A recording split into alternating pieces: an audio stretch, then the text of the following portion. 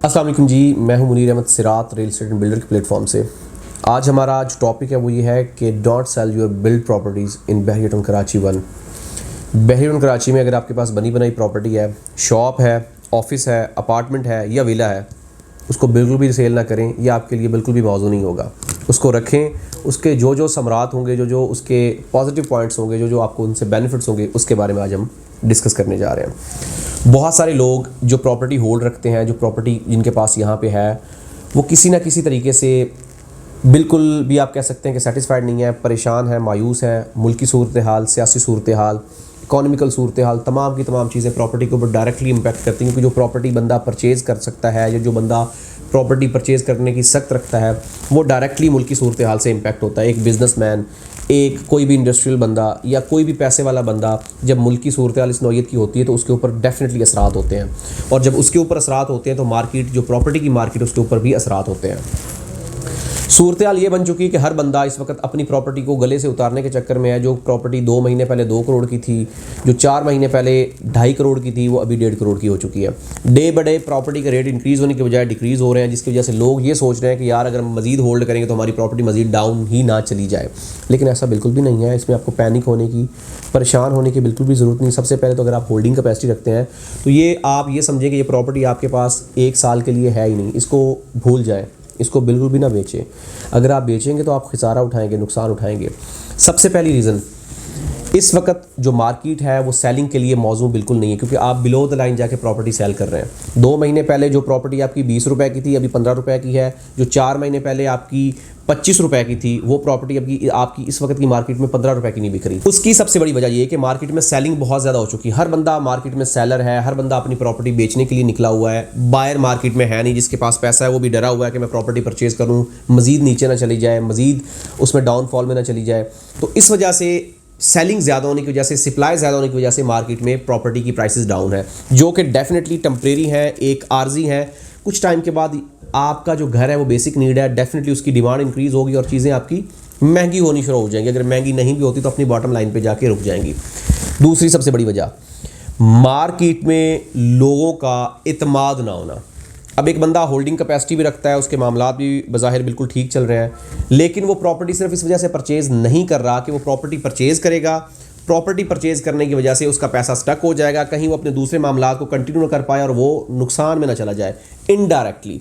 अगर एक बंदे के पास करोड़ रुपए एक्स्ट्रा पड़ा है और उसका कारोबार भी चल रहा है और मुल्क की सूरत हाल की वजह से वो डरा हुआ है, वो कहता है कि मैं पैसा लगाऊंगा, मेरा कारोबार नहीं चलेगा, जो मैं करोड़ उधर लगाऊंगा वो मेरा स्टक हो जाएगा, मुझे वो करोड़ की चीज़ 80 लाख में बेचनी पड़ेगी। इस वजह से भी लोगों का इत्मीनान ना होने की वजह से भी प्रॉपर्टी आजकल सस्ती हुई है।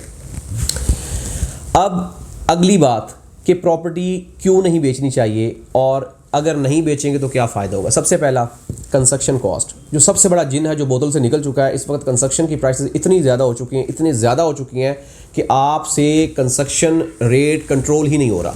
2020 में 2200 रुपया, 2300 रुपया पर स्क्वायर फीट के हिसाब से कंस्ट्रक्शन हो रही थी, जो आउटस्टैंडिंग थी।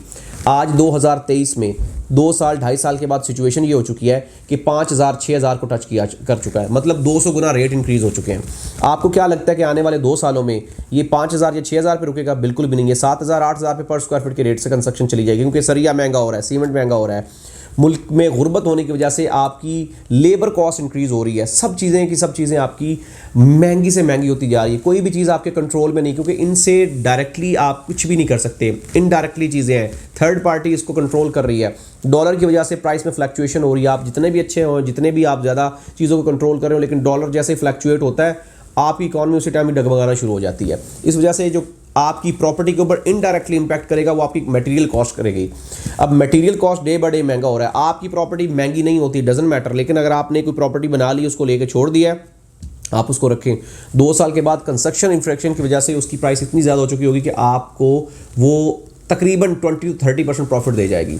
तो जो सबसे बड़ा इम्पैक्ट है आपकी प्रॉपर्टी के ऊपर कि प्रॉपर्टी रखें, होल्ड करें, आपकी प्रॉपर्टी कंस्ट्रक्शन प्राइस की फ्लक्चुएशन की वजह से आपको बहुत अच्छा प्रॉफिट दे देगी। दूसरी बात, इस वक्त मार्केट बिलो द लाइन जाके चीज़ों को बेच रही है।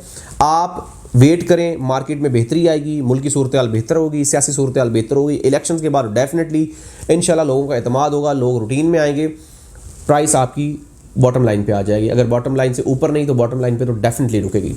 तीसरी सबसे बड़ी वजह ये, मार्केट में नीड है, आपके घर की बेसिक नीड है, घर की नीड को आप डिनाई नहीं कर सकते।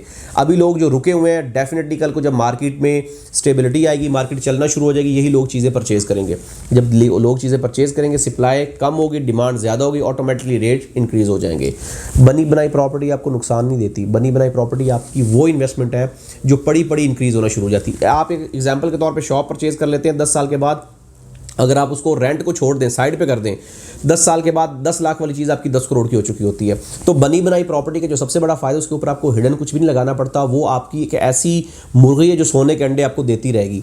वो रेंट की सूरत में होगा, एक्चुअल प्राइस के इंक्रीमेंट की सूरत में भी होगा। बनी बनाई प्रॉपर्टी आपको रेंट भी देती है, बनी बनाई प्रॉपर्टी आपको प्रॉफिट मार्जिन भी देती है, बनी बनाई प्रॉपर्टी आपके लिए फ़ायदेमंद भी साबित होती है। बनी बनाई प्रॉपर्टी आपको वो प्रॉफिट देती है जो आपको प्लॉट प्रॉफिट नहीं देता। होल्डिंग कैपेसिटी रखने वाला बंदा, जो बंदा अपनी प्रॉपर्टी को होल्ड कर सकता है, जो बंदा प्रॉपर्टी अपनी को लेकर चल सकता है, जिसके लिए वो प्रॉब्लम नहीं क्रिएट कर ली, उसके लिए मेरी सजेशन है कि 2023 उसके लिए नहायत ही मुनासिब और नहायत ही बेहतरीन साल होगा।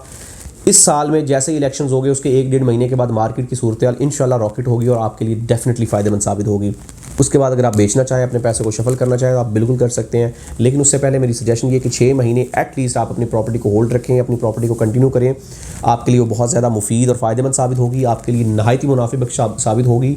मार्केट की मौजूदा सूरत हाल प्रॉपर्टी को सेल करने के लिए मौजू नहीं है, हरगिज़ मौजू नहीं है। आप बिल्कुल भी इस बात के ऊपर ना जाए कि अपनी प्रॉपर्टी को सेल लें। ये बात अपने जहन में रखें कि प्रॉपर्टी इस वक्त सेल करना आपके लिए बहुत ही ज़्यादा नुकसानदेह साबित होगा। होल्डिंग कैपेसिटी रखने वाला बंदा प्रॉपर्टी होल्ड रखे, जैसे मार्केट बेहतर हो तब उसको सेल करे। प्रॉपर्टी हमेशा अच्छी मार्केट में सेल करनी चाहिए और हमेशा बुरी मार्केट में बाय करनी चाहिए। ये प्रॉपर्टी का बेसिक रूल है।